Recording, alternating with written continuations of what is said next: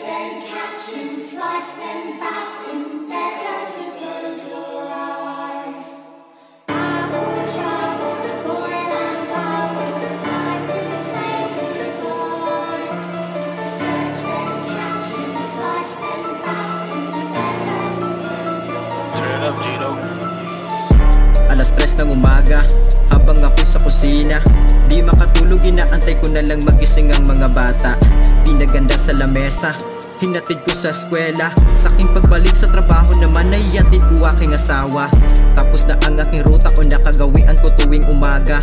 Ako naman ay dadaan sa aking mga tropa, kukuha ng droga, para kahit na papano ang buhay ko ay di maging balisa. Nasanay na kasi akong gumagamit at sumasaya pag ako mag-isa. Ngunit bakit ganito? Di ako mapakali. Hindi ako ganito, pero parang meron bang katabi, bumubulong sa akin na parang merong pinagsasabi. Lumayo ka, di kita kilala, parang awa mo na dyan pala sa tabi. Sumapit na ang alas 4, kailangan ko nang sumundo, dahil kanina pa siguro ako pinaghihintay ng mag-iina ko.